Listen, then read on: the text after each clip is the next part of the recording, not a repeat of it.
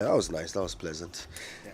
And the whole idea was to get our guests to settle in because we're very excited they're able to join us. Got a very big and important conversation to have. It's part of our Made in Ghana series. These guys belong to a group, an industry that is swimming against the tide.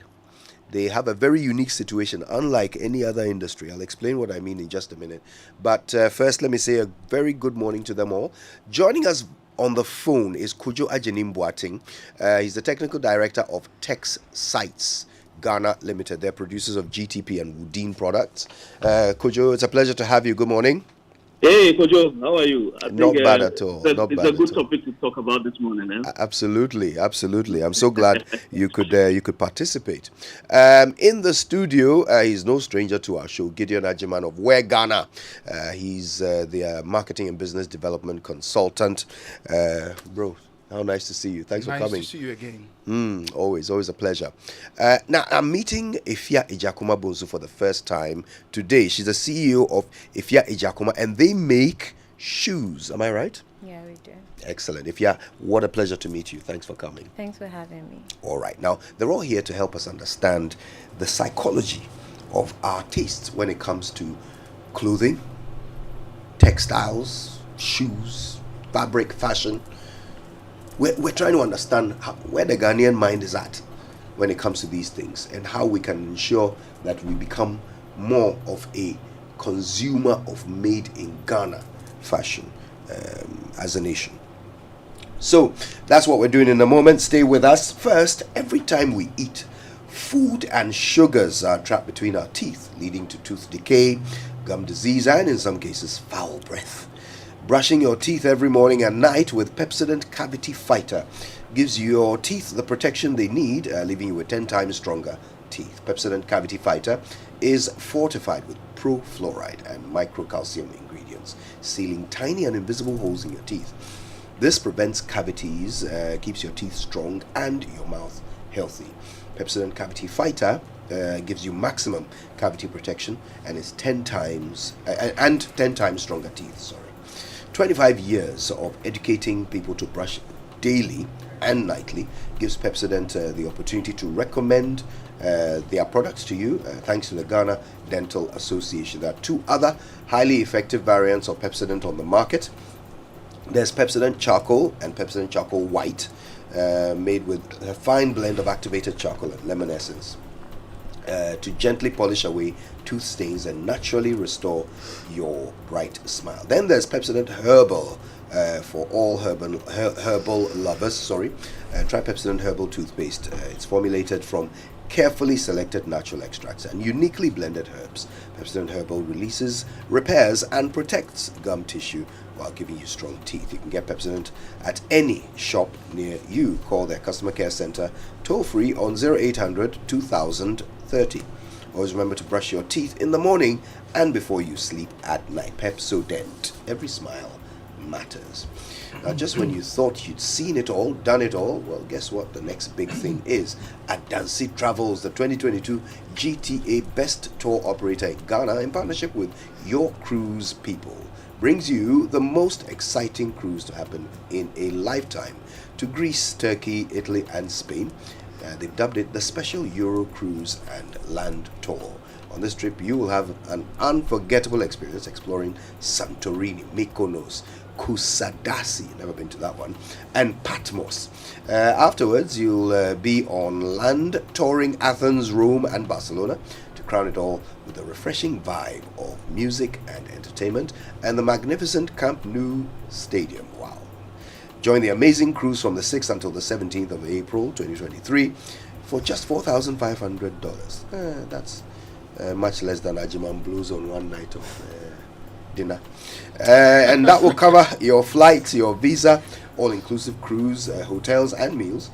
And this is too good a trip to miss. Why don't you call Anansi Travels now on 059 817? Or you can try 055 631044 to book your spot now. Adansi Travels. Feel life's beauty.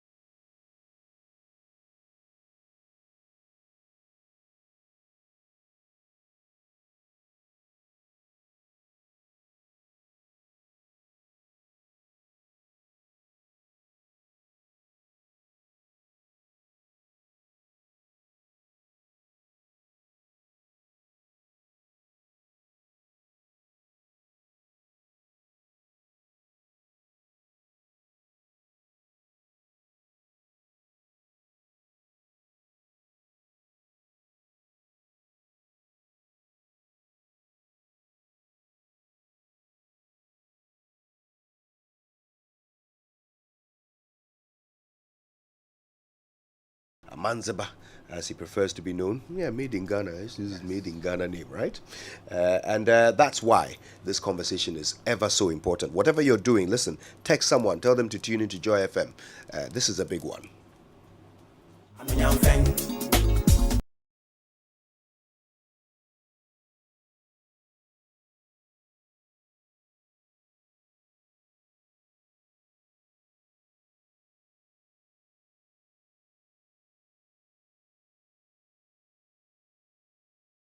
Our guest, Kuja Jenim Boateng, is the technical director of Tex Sites Ghana Limited.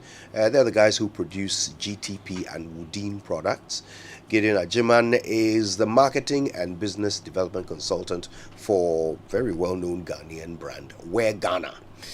And then we have Ifya Ejakuma Bunsu, who is the CEO of Ifya Ejakuma, and they make some amazing shoes. I've just seen the pair she's got on this morning, and yeah, they're good. All right, so why is this conversation important? Of course, we've decided here at Joy that we want to push the narrative of promoting made in Ghana products, which is interesting because this morning nobody on our team wore anything made in Ghana to work. Nobody. I mean, we've already confessed our sins on this one. And it's part of why this conversation is important. Sammy has an objection. Yeah, Sammy, he had prior notice because we announced earlier on the show that we didn't, that we had all failed to wear made in Ghana. So he found something to wear. Yes, at that time he was leaving the house, so he just went back and changed. No, he's exempt. All right, so that's part of the reason why this conversation is important. Okay, we need to understand what's happening in our minds. As customers, right? But here are some interesting numbers. In 2020, according to the OEC website, Ghana imported $182 million worth of used clothing. I'm not even talking about the stuff these guys are wearing here. I'm talking about used clothing. We took $182 million of our scarce, foreign exchange and bought used clothing with it. And sold it all. About 30, how much of it? Oh, about 72 million of it came from the United Kingdom. $72 million. About $31.9 million, almost $32 million of it came from China. $11.8 million came from Canada. We even imported $10.6 million worth of used clothes from South Korea. And Poland. That's the one that shocked me. I mean, Poland. I heard you this morning. $10 million from Poland in 2020. So you can well imagine that these numbers have probably gone up by now. We're in 2022. There is a hunger for foreign-made clothing. Not just the clothing, but the textiles and the shoes, all of it. Now, I did some research, and this is my first question. I'd love to hear all of you on this. I did some research, and I was trying to understand what goes into people's choice of clothing. Because even those who think they don't care what they wear, even they are making a choice when they get dressed in the morning. So what are the big factors that people consider when they are getting dressed? And the number one factor is that they want to fit in. So people want to look like they belong where they are going. They want to look like everyone else there. They want to look like they have. Basically, they are in the right place and they are the right people to be in the right place. So we dress for identity and for identity. Now, if that's the case, then why is it that most Ghanaians, as the figures prove, most Ghanaians believe that in order to show that they are in the right place, Ghana, they must dress like they are from somewhere else. As people who are catering to this market, and I'll start with Kojo on the phone before I come into the studio. As people who are catering to this market, Kojo, how do you even design a business model when you know that the majority of your target customers think that clothing from elsewhere is better than anything you can produce? The discussion should start from the idea that over the years, many Ghanaians have looked at it from the angle that locally produced fabrics are not really for formal occasions. Okay, so we see fabrics that are printed locally to be used for marriage ceremony, issues related to funeral, things like that. So when it's very formal, we tend to shy away from these ones, and then we want to go for this Western style or European fabrics. That's the first point.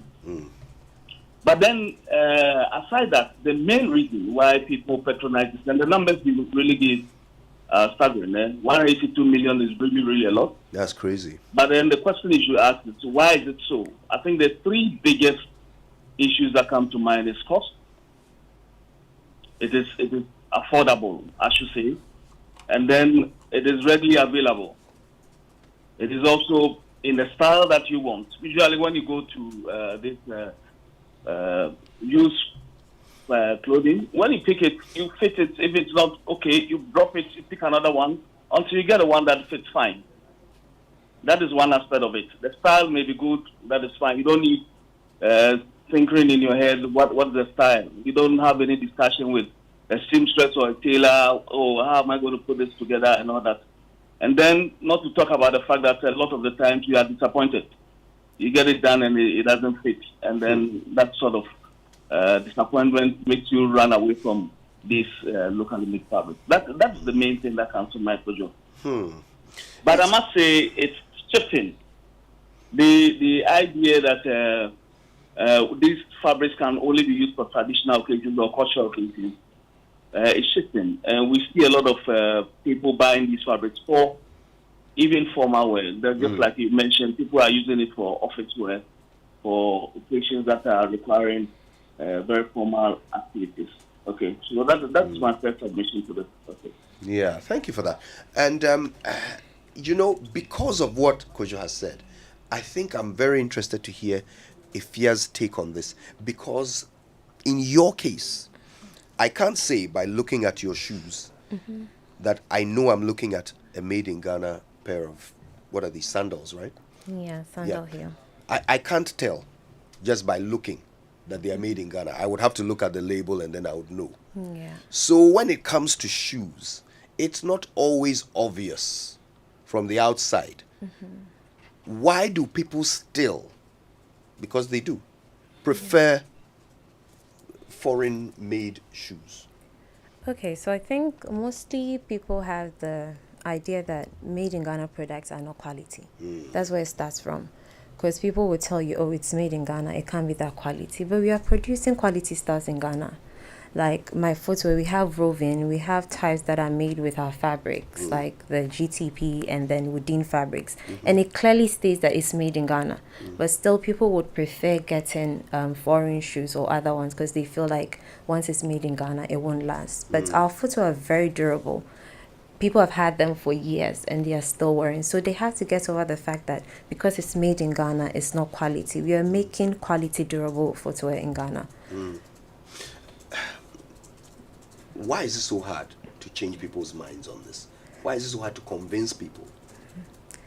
I think we are getting there, but then they have been that way for a long period of time. Most people, that's how they were brought up. They brought up loving foreign things. People brought up not loving their skin, not loving their hair. It's been there for years, for generations. So I think it would take more work and more time and making a lot of noise about it. But it all starts from the beginning. That is our orientation.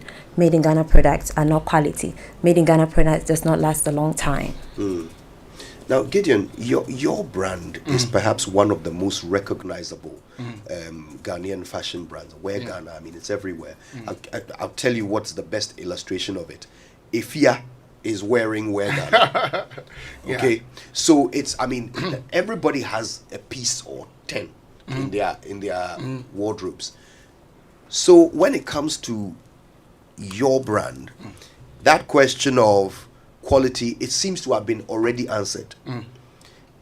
but you are still competing with the Pradas and Gucci's and Balenciagas, or even the Zara's and H&M's of this world. Yeah. Why? So thank you, Kojo. Let me say the variants are many. Before I even answer your question, let me say, and I'll tell you why I'm saying this, but everything I've got on today, apart from my briefs, was made here in Ghana. So I've got my beats from Luigi and Tema. This is from Urban Grey in Tema as well. These shoes, and if the camera can pick these shoes up, probably the most wonderful shoes I've ever seen, made by a lady in Kaswa called, the shoe is Nuisa, I've forgotten the lady's name. The pants, and that's what I actually want to get to. Everybody knows where Ghana. The pants, I made them with a tailor as well as the shirt. Bought the material and then made those. I think that's very significant. So let me even start with this point. When we export our cocoa to Switzerland, and the Swiss make chocolates with that, that's a Swiss product, right? So I think that's one thing we are missing.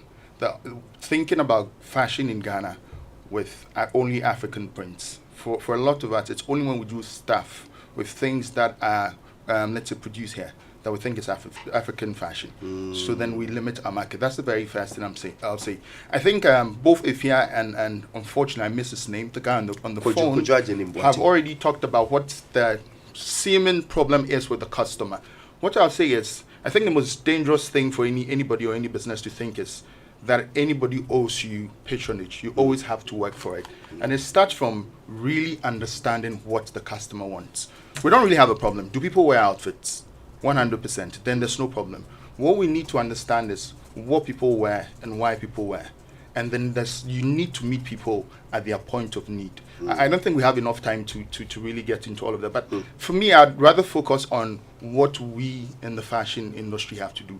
And the very first thing I'll say is, we need more non-designing and more non-sewing talents in the industry. And let me give you an example. Imagine here, in Joy FM, if you only employed presenters, what will happen? You wouldn't have any business. You need your producer. You even need a lady who sits at the front desk. What's happening in the fashion industry is more often than not, you only have people who can sew. And then you have other professionals like marketing, people who understand how to create markets, people who understand finance. And so that's a challenge. The next thing is, and it's quite linked together, the next thing is fashion people need to understand the business of fashion. For example, there's an over focus on, and that's why I actually talked about my pants and shirts, on ceremonial and formal dress in our market. But the thing is, if we're to go into our individual wardrobes, how many formal wear do we have? How many smart casual, how many casual stuff do we have? And then we realized that there's a huge part of the market that we're not catering to. In Ghana, when we started, we also started doing made to measure. And then we came up with the Gigi. And the Gigi took our business to the next level. And even in terms of the business module, just going from made to measure to retail, that's something you can scale. And then you talk about production. For example, if you're using the tailor model, you can't go really far. The people we're up against from all around the world, they're doing assembly line. So people need to really understand the business. People then also need to understand marketing. And I think a lot of people get marketing wrong. They think marketing is all these formulas and theories that are learned in school. Marketing is essentially working with what the market gives you. Seth Godin, who is one of the biggest marketers around the whole world, says that he's paid to notice things. That's what marketing is. Open your eyes, open your ears. What are people saying and what are people doing? That's how you market. And the thing is, if you judge your target customer, why is he wearing this? Then there's no way you can sell to him. It's taking what it is that he or she is giving you. This is what I wear every day. Can you create that as well? The other thing, and I think that's probably the most important point, I think is collaboration. We're working in silos, and that's why I was very happy when I walked in this morning and Ifya was wearing our stuff. Like I said, I've got stuff from virtually every designer in Ghana, but that's like the basic level. When I talk about collaboration, for example, and you, Kojo, know, wherever you've gone around the world, where people take fashion seriously, you'd have like a one-spot marketplace, a place where you walk into and you've got multiple brands, like different shops. We don't have anything like that. Even online, it's the same thing. So collaboration, and when we talk about collaboration here, more often than not, we probably only collaborate when we're doing fashion shows.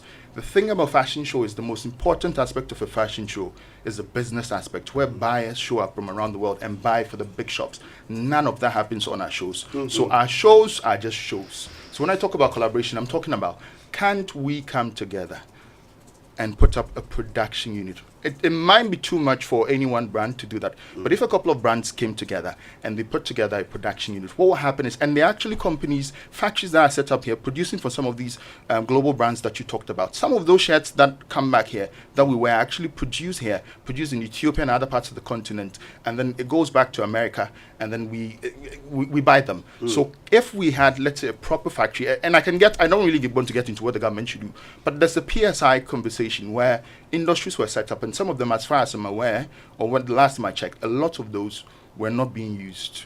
These are facilities that designers can come together and use. And once again, when there's there's a gap between what we need to do and then the potential of the factory, then you can outsource that. That's another thing. Then we can create marketplaces. So it's, for me, my focus is always on what can we do. The customer is not the problem. The customer has a taste. We don't always have to do, and the thing I was going to say, we don't always have to do kaftan. The truth is, kaftan is not even African. The word kaftan itself is a Persian word, and it said that the first kaftans were created in Mesopotamia, but it's now an African thing. That's the same way we can rethink what we think of suit, and suit can actually become African. If Africans like suits, and Africans don't want to give up suits, and we can get into that. It's, it comes from religion and education. Into in the past, scratchy, not resident. That has become a thing that stays. I remember when out of school, the very first agency I worked for, marketing communications, it was actually in the contract that you couldn't wear African fabric, or you couldn't wear African clothes. So we've got that. But the thing is, if that is what people want to wear, that shouldn't limit us in any way.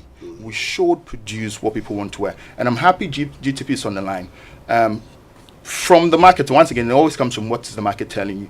For a lot of people, if they're buying the gigi to send to the office, then they want African print that isn't as colorful as the ordinary one. And that's insight coming from the market. So people want things that are toned down. But if I want to, like you rightfully said, it's been proven with different experiments that human beings want to fit in. There are very few people like myself who can carry this on my head, who like to stand out. But the ordinary person wants to fit in.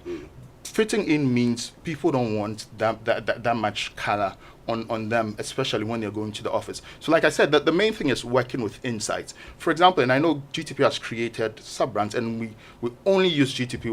We're probably, when you take the wholesalers, wouldn't match it, but we're one of their biggest customers, and we would always use GTP. But I think it's, so GTP has created Woodin, and what's the other one? I've forgotten the other one. And then you can buy smaller pieces of that. But there are people who would want to buy, let's say, a yard of GTP. And that should be something GTP is looking at, because in the past, once again, we're changing and usage has changed. In the past, where more often than not, people would wear GTP, a fratamno, so then there's 6 pieces. Now somebody wants just a piece of GTP to do something. And I think so we're in 2023, the market always changes, especially social media has made everything so fast-paced that if you're working with what you knew in the past, then you're absolutely getting everything wrong. All of you on the show today are producers. There is an aspect of your business that involves production. Yes. And that's a good thing for me, because I'm interested in the cost factor here. Taking your advice, Gideon, that we must pay attention to the customer.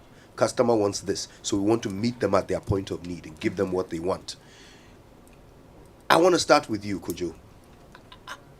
How does cost factor in when you are trying to meet the needs of a customer base like Ghana, where our tastes are, like we've already established, so foreign? What does it cost you to produce clothing and fabric and textiles that the Ghanaian customer can buy and still feel that identity of belonging? How much does it cost to produce successfully? Do we still have Kojo on the line? Yes, I'm on the line. Can you hear me? Yes, we can hear you now. Yes. So the crux of the matter is to do with the cost. Now, the cost of production determines everything that we're talking about here. So if indeed we want to meet the customer and do exactly what the customer needs, we need to look at cost. At this moment, our costs are way out of the range that we're talking about to come to the people who are buying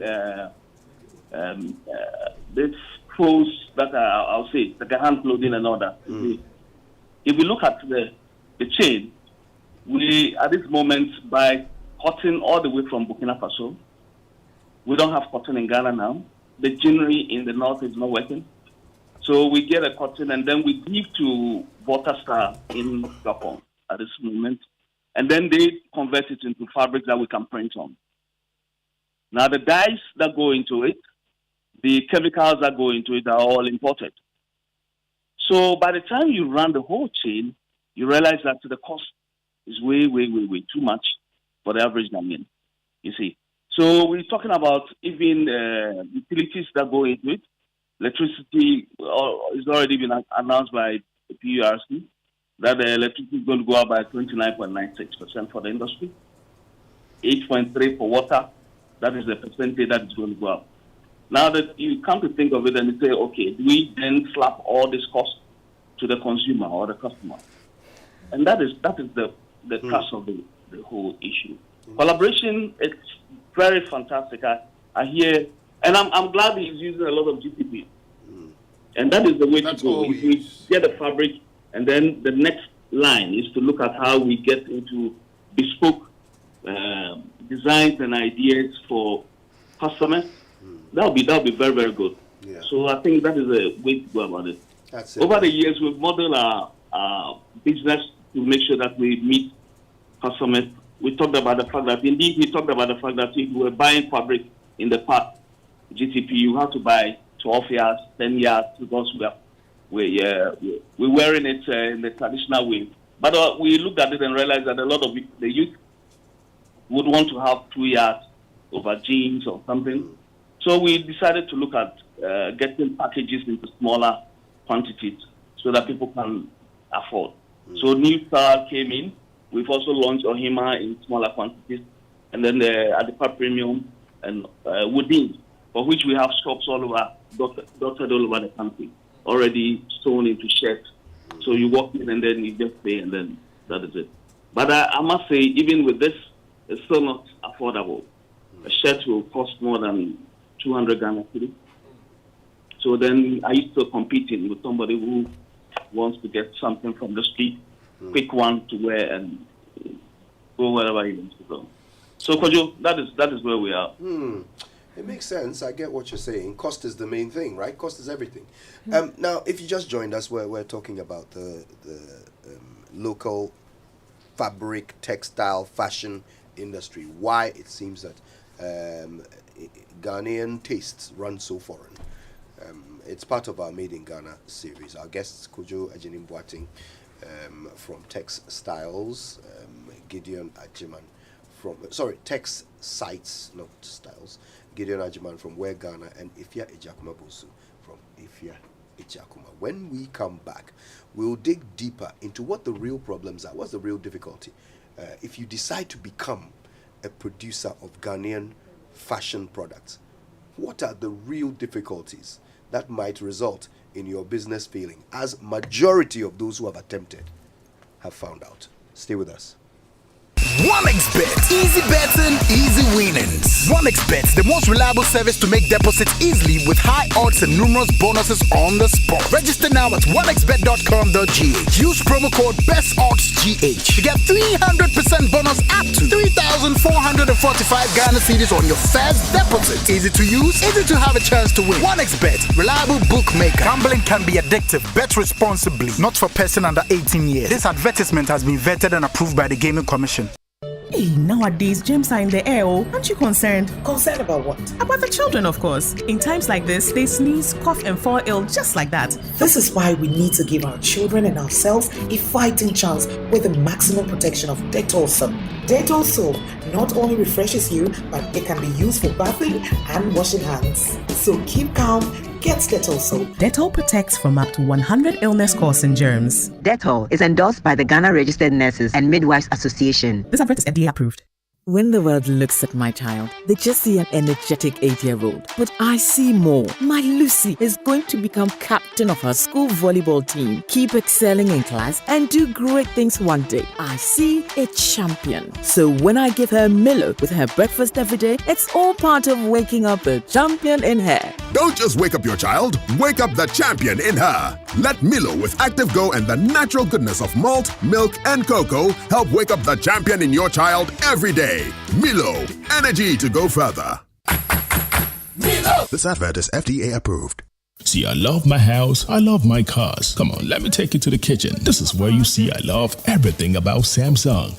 Don't worry, it could be you, because it's the month of love. Samsung Love Office. Oh, it's actually cool. Go grab your Samsung AC, fridges, television, soundbars starting at 2,999 Ghana cedis. Samsung Love Office. More ways to love with gifts that says it best. Starting from now, all the way to Valentine to the end of February. Call 050-315-9739. It is the month of love. Play the game to get your Samsung freebies and vouchers.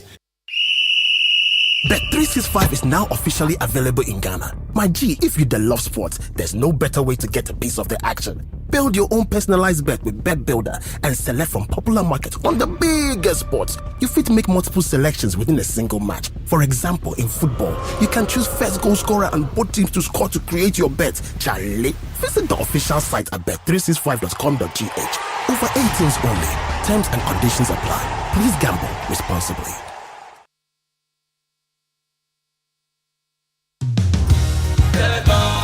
Wake up to the original magazine show. The Super Morning Show.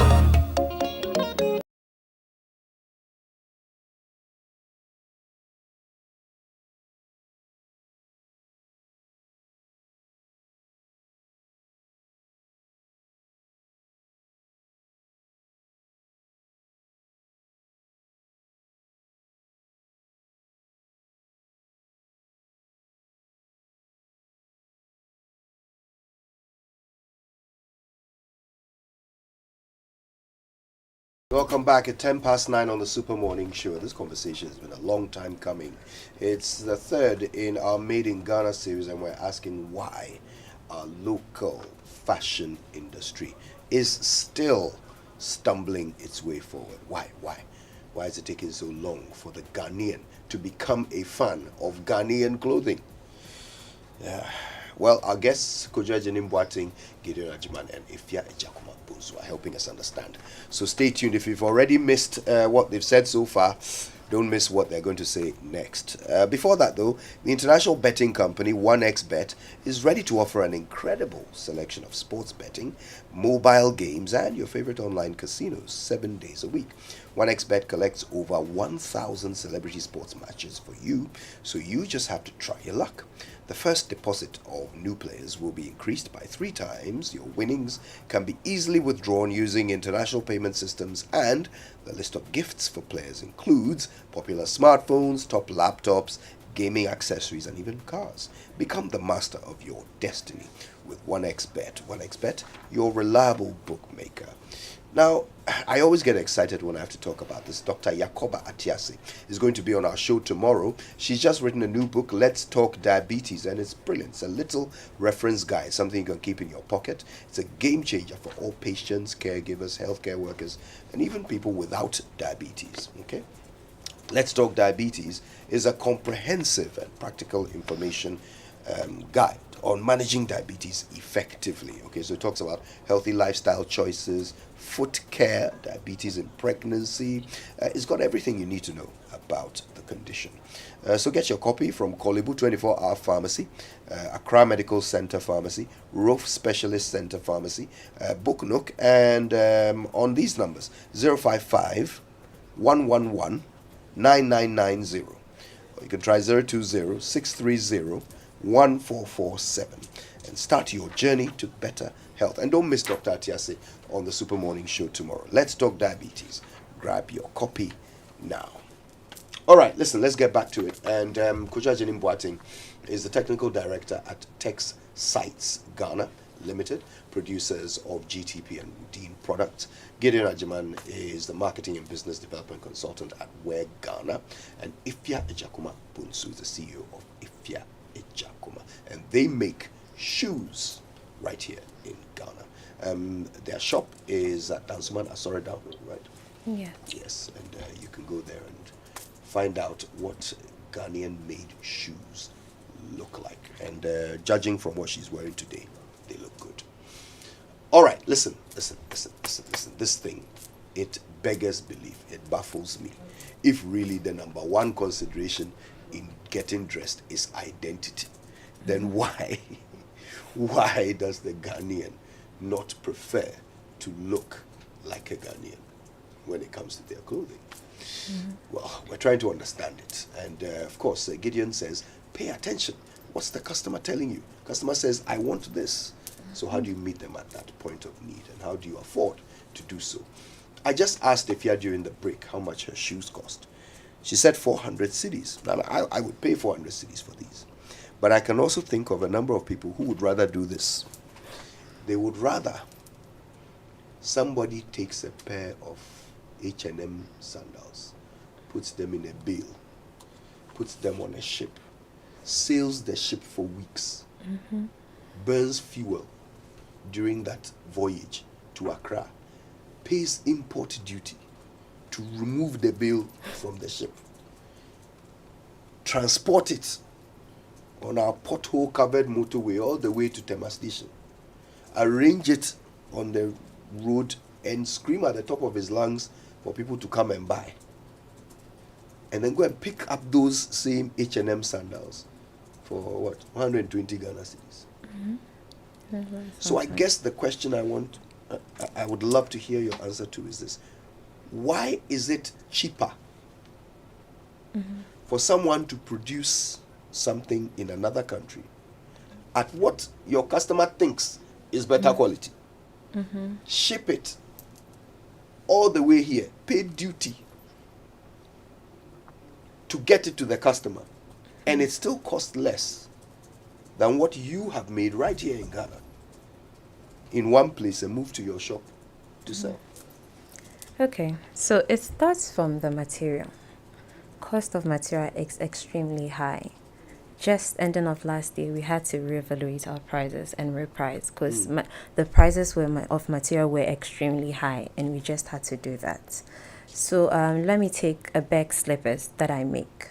You'd have to buy the bag cork, buy the boner, and then do the weaving, have it all fixed. By the time you're done, the price is way past the one they'll go and buy before you add the packaging and everything. So it all comes to the prices of the materials that we use. They are high, and then you'd have to pay workers too. So putting all of that together. So what's the solution then? I mean, because you're always going to have to use materials. So the solution is, I think, so if we had, mine for instance is completely handmade from scratch. So the H&M, the Gucci's, most of them are made with machines. They just like put 1,000 pairs together within the shortest time, but everything is handmade from scratch. So you'd have to spend hours making the woven parts and then have it fixed.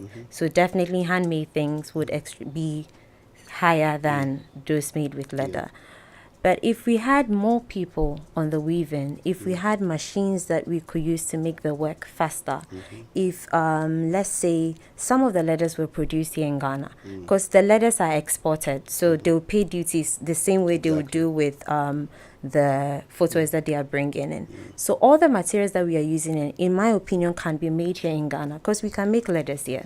We can make the foam balls that we make here. We can make the bonnets. I mean, all the things that we are using, all of them can be made here in Ghana, and then we will use them to make our products. By doing so, the prices will definitely drop. But here's the case: every other thing is exported, from the cord that we use, the leather, everything. So in my opinion, if things are made here in Ghana, it would help bring the prices down. So I suppose your suggestion here is that the whole industry needs to expand, the value chain needs to expand. People need to come in at different levels to produce different things that will make your cost cheaper, because you don't have to spend so much to import some of the things that you need to make your shoes. That's interesting. Just before I bring in Gideon, the branding question then comes in, because I was listening to you describe the process by which you make your shoes, And the more I heard, the more attractive your shoes sounded. They are handmade. Someone sits down and takes their time to make it by hand, as opposed to the Gucci that was made in a factory. So the more I heard it, the more it sounded like I would rather have shoes like yours. Yeah.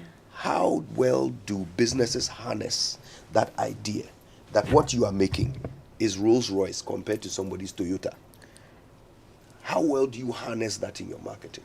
To start with, my business started solely on social media, so I share a lot of videos of behind the scenes, doing the weaving, how the whole thing is done.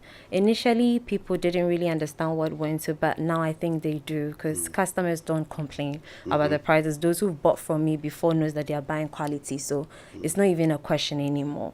But I share more videos. I make sure I carry my customers and people who follow my brand along the process, so they get to understand what they're spending their money on. The quality question, it never goes away.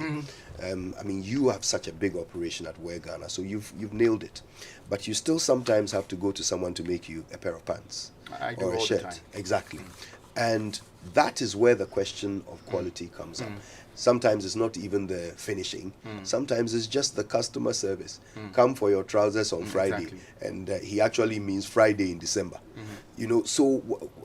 We heard Shalaman the God talk about service in Ghana in general. And that was embarrassing. That was embarrassing, but he's telling the truth. Yes. How is that contributing to this difficulty in tipping the balance from foreign-made goods to local? Oh, it is. So, for example, when I mentioned the fact that for a fashion show, you don't have buyers coming in, there was actually a conversation that happened, and the studio didn't look this way then. I think Nia Tego was the one who was hosting the show.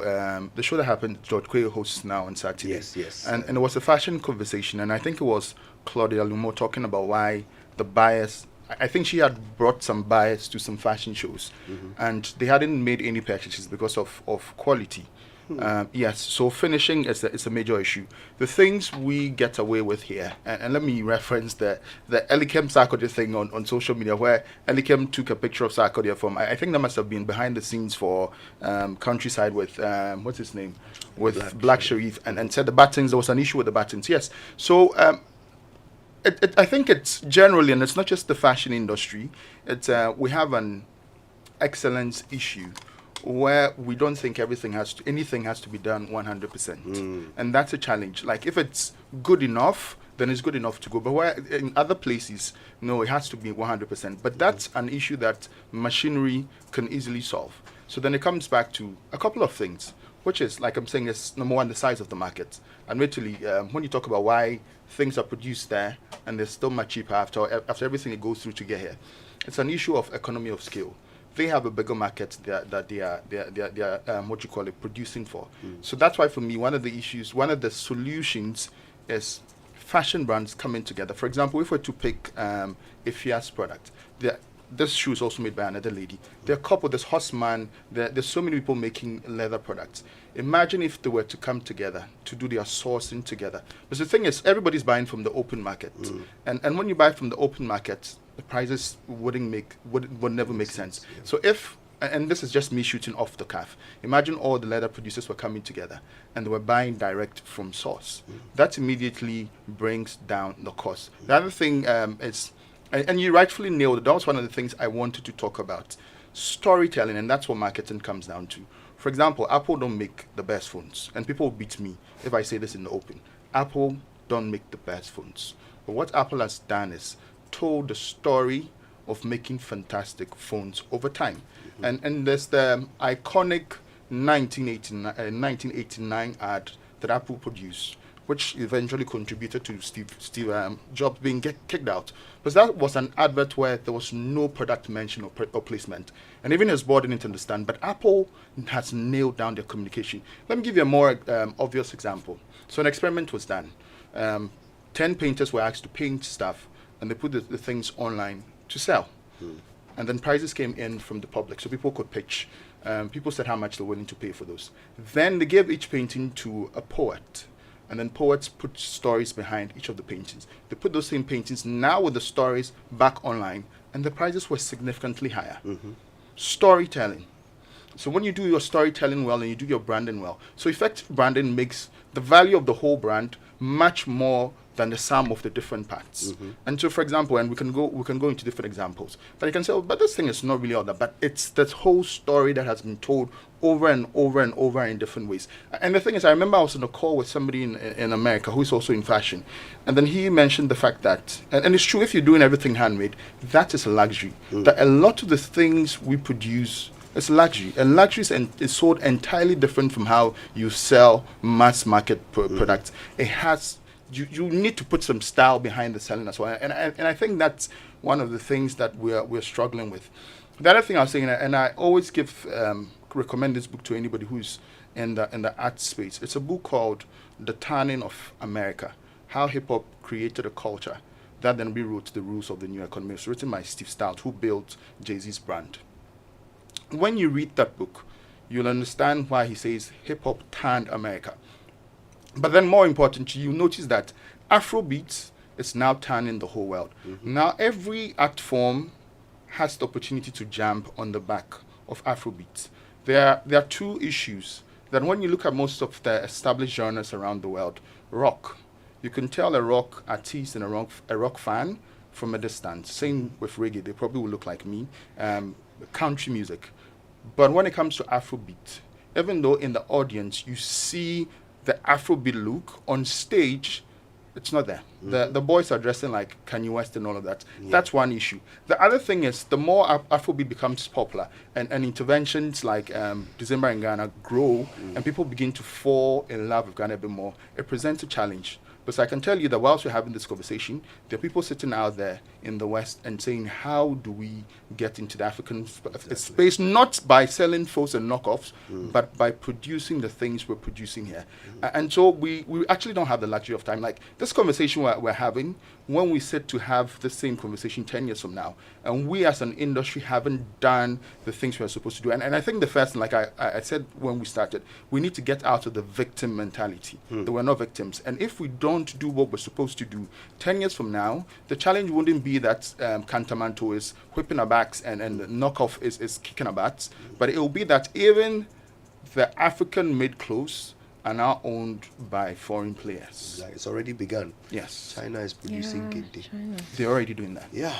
And that's another thing. So it's, for me, solutions. It's number one, we need to get our marketing right. And the marketing starts from really working with the insights. You can't dictate to somebody what he or she should buy with his or her money. So working with the insights. The second thing is collaboration. That if we were all to come together, we have one marketplace. For example, what prevents us from having an African fashion village during December in Ghana? Because, for example, when people come now, they know to go to Makola to buy the fabrics by themselves. Which shop can they walk into to buy multiple made products? There's none. There are a couple of concept shops, I think 2 in Osu. But I'm talking about like Savile Row, where you walk in and there's this brand and the Star brand and the Star brand. None of that is existing here.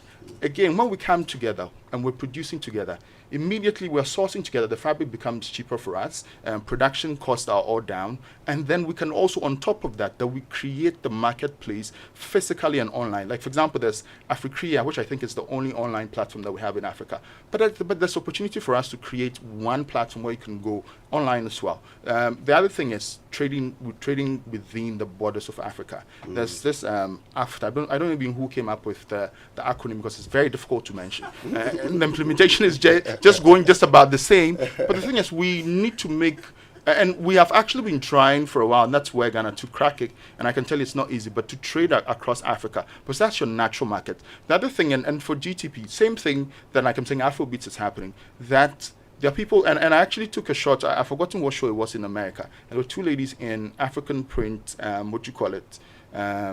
jackets. And I looked at the comments on YouTube, and people were blown, because it's like, in that space where they were probably the only African print stuff, it actually looked like they had jewelry on. That's how good it looked. So GTP should also now be looking at maybe a bit of the foreign market. And like I'm saying, it's Afrobeats. Everything else can ride on the back of Afrobeats. Afrobeats is almost #1 in Jamaica now.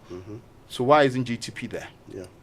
And it's like I'm saying, if you read the book, The Turning of America, then you understand how culture works. That once the music is moving, that everything else can move on the back. So once again, we're not just looking at the African market, but say people are coming down in December in their numbers. do you think they don't want to wear outfits? They want to wear outfits. Exactly. So But I if they think, come and we are wearing their outfits. well, and somebody, but it's not just the outfit. I remember a comment, somebody saying that they came from America to eat waffles here. So it's, once again, it's just we talk a bit too much and complain instead of seeing things as opportunity. Because why are we not setting up to sell Ghanaian food in the right places when they come down? Yeah, this is how I want to wrap things up, and it's the issue of regulation. Regulation's contribution in any industry, the biggest contribution is quality. So I'll start with Kojo, if you don't mind. Something about what our two panelists said in the studio, having to make things by hand to a certain standard, and Ghanaians having to change their mentality that made in Ghana clothing or shoes are not of the highest quality, when in fact they are. So, Kojo, my question is this. When it comes to regulation, standardization, how much of it, because if I go to the US right now, the reason why I know that the Gucci bag I buy from Texas will be the same quality and standard as the Gucci bag I buy from New York is because it's not up to Gucci. If Gucci wants to put a product on the market, they have to meet a certain standard. If they don't meet it, they can't put the product on the market. They don't decide. Someone else imposes that standard on them. So my question is this. Who is imposing a standard on the Ghanaian market? Does the Ghana Standard Authority come in and tell you to what standard your GTP fabric should be dyed and woven? Is it self-regulation, or is there a standard to which all Ghanaian manufacturers can work? You can hear me? Oh, yes, we can. Good. So for the print industry in Ghana, yes, it is regulated by the Ghana Standard Authority. So that is there. I think the challenge we have, and let me throw in some numbers here.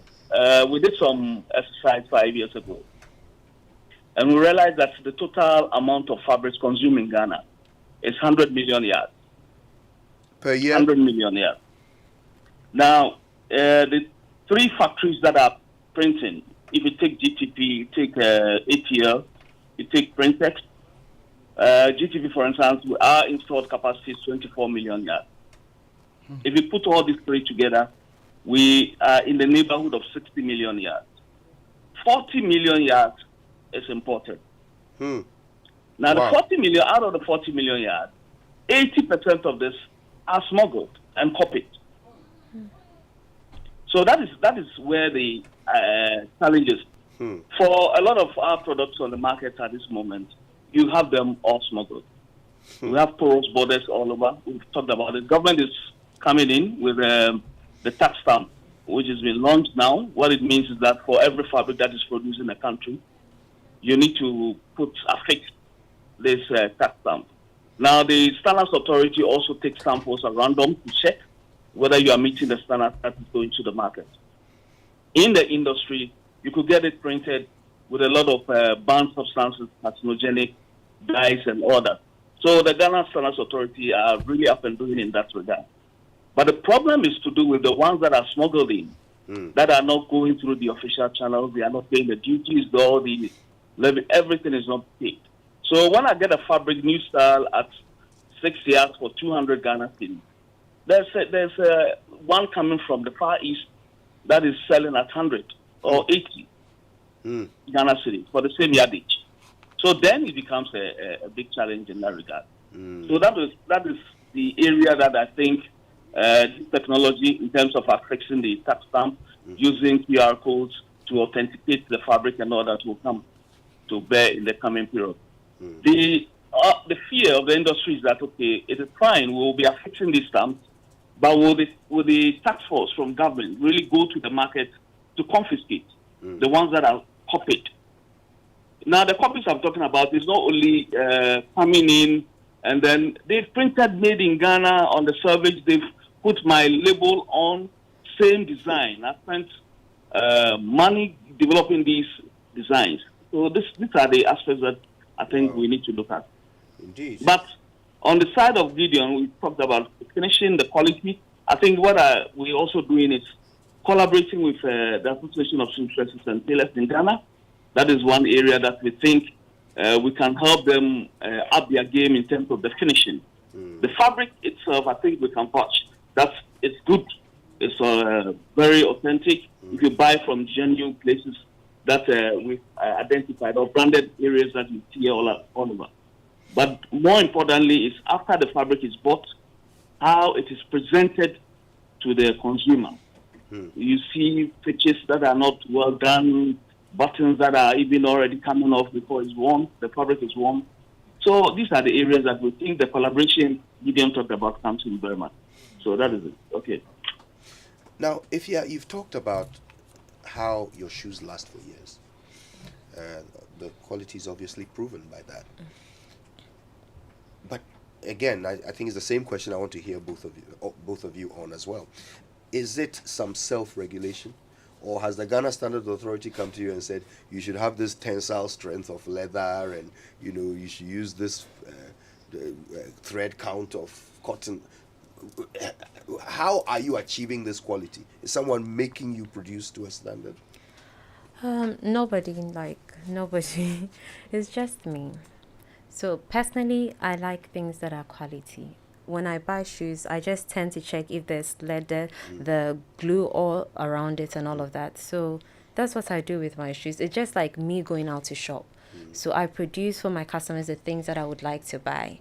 So after every pair is done, we would have to check it, make sure we cut all the threads out, clean the glues, tighten all the loose ends before we package and send to the customers. But nobody apart from us. I suppose that identifies the problem in one sentence, because you are doing it based on your idea of quality. So every other producer of shoes will be producing based on their idea of quality. So if you are producing to a high standard and the 99% of the other producers are not, then the customer is still right when he says that Ghanaian shoes are not being produced to high quality. Yeah. So I think measures should be put in place. People should check. They should have like a whole group of people that are checking, like, this has to be done. Your shoe has to come to this standard. This setting of this quality of leather should be used. This quality, like, our material should be stated. You have to use this. You have to source for this and make the materials available. Because honestly, getting authentic leather is not easy. Because all the ones that they have on the market are synthetic. Sometimes you'd go to buy. I've done this for years, so I would know which one is better. So imagine somebody starting. Those selling will just push it to you that this one is good. But it takes time to actually know the difference between which material is better, which one does. And even sometimes, this is how I started. If I'm bringing a new product, I would have to make it and wear for a couple of days to see how it would last, to see how good the leather is. So imagine I'm making like 20 designs. Do I have to wear each and every one of them before I know how quality the materials are? So yeah, measures should be put in place, and they should make sure we have access to good materials that would produce footwear that would last a long time. How does this feed into your globalization concept? This idea that we should be selling our fashion to the world, right? Because if I buy a bottle of champagne, the only reason why they can put that word champagne on it is because it has met certain standards and come from a certain place. So how does this feed in? What is the opportunity or the gap that we can be filling as a nation by using standardization to produce something which, if you go and look on whose website was it that I looked? I think it was Neiman Marcus. I went to look on their website and they had Ahinema and selling them for $2,000 or whatever. And I was thinking those were probably made in a Chinese factory, right? But there should be something that would ensure that before you can sell that thing and call it Ahinema, it was made in a certain place by certain people to a certain standard, which can be tested and proven, so that someone from Guangzhou cannot put Ahinema on Neiman Marcus and appropriate our culture to their benefit. So it's really two issues. So there's the IP issue, intellectual property issue. I'm not too sure whether IP can really restrict use of that. There are things, for example, I think even the Ghana must go back design and Edinkra symbols and stuff. I'm not sure whether they can say you can't do Ahenma, because once again, and when you try copyrighting or patenting in fashion, then you realize that a little tweak here and there means it's an entirely different product and you don't have any claim to that. So that's the first thing. The So second how do people do that with champagne and, you know, so other things? it's quite industry specific. Like every industry, the things that you can patent and things that you can't. That's what I'm saying. For example, if I do, and we found out when we tried to patent a design, and then you learn what you can and what you can't, because there's also the issue of fair usage and all of that. Like I'm saying, the IP issue is quite different from the issue of quality. Once again, being quite a peculiar industry, that the issue of standardization and even authorities insisting on certain standards, I think it becomes a bit more difficult because you have to allow for artistic license. And so, for example, Kanye West has made billions selling tattered clothes. Which is really clothes that hasn't been done well. If you were to look at it in one light. So if I were doing shoes and I decided that for me I want my shoes to stand up by putting the glue around the shoe where it's visible, and the customer wants that, I don't think the authorities can say don't do that. So I think ultimately for fashion it's the customer that does the regulation. And for me, I don't like to put brands on the spot, but for example, we know Primark. You go there and you buy stuff. A lot of the t-shirts you wear once you wash, you probably can't wear it again. But that's a market that you'd say they've got everything right, but it's ultimately the customer makes a decision, and that decision is what we as players also need to look out for. Like I tell everybody, the number one endorsement you're looking for is always repeat purchase. If somebody buys your product once and doesn't come back, irrespective of what he or she told you, there was a problem somewhere, which could be, let's say, a price and I can't afford, but more often than not, it's your product didn't work for me. And that's, once again, comes back to my point where we're supposed to work with what the market is telling us. And some of the things the market tells us with all form of communication is the things they don't say, which is they don't come back to you. They're telling you something. So I'd say it's branding and marketing. Once again, even when we talk about cost, why do people choose to buy something that's expensive? And it's not always an issue that it's not always down to the fact that I have a lot of money, but it's the way the thing has been. It's now become a status symbol. Like there's this guy on Facebook who sells land, and he's always talking about how people are renting and they're buying an iPhone for 20,000 cities. But people will buy because it becomes a status thing. And there is that opportunity for everybody to build their brand to become a status thing. That's the marketing part of it. The other thing is the collaboration. If we all come together and we're working together, we're producing together, we're assessing markets together, we're creating markets together, we'll realize that the economies of scale will now work in our favor. Prices will come down, and then we can then sell to a larger market. That is a point which I hope, if nothing is taken out of this conversation, at least we start to explore the concept of working together to bring down cost. Listen, I wish we could continue this conversation all day because I certainly have a billion other questions I would like to put to you.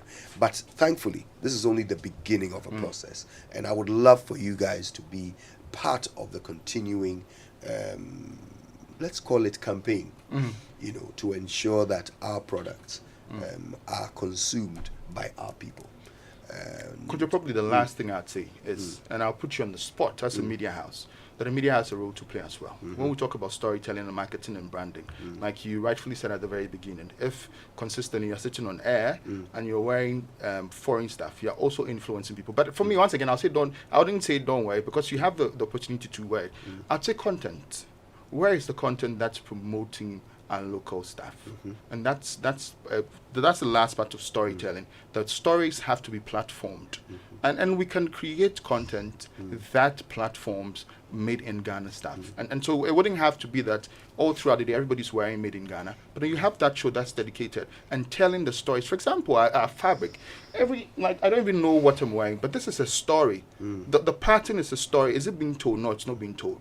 And we're in the age of content. And so we can easily fix a lot of these things we're talking about with dedicated content. There you go. It's good to know that we can play an even bigger role than what we're already playing. And it's good to know we can be a part of the solution. So thanks for that. Thanks to all our guests, Kojo Ajenim Boateng, who joined us via phone. He's the technical director at Textiles Ghana Limited, producers of GTP and Woodin products. Gideon Ajiman, who was the last voice you heard, he's a marketing and business development consultant at Wear Ghana. And we're very pleased to have met Ifya Ejakuma Bonsu today. She's the CEO of Ifya Ejakuma. She makes amazing Ghanaian shoes, and you can buy them in her shop at Dansuman. As for Gigi, I don't even know. You can buy them everywhere in the world. So, listen, thank you all so much for your time with us this morning. Thank you. Having us. All right, then, we're going to wrap this up.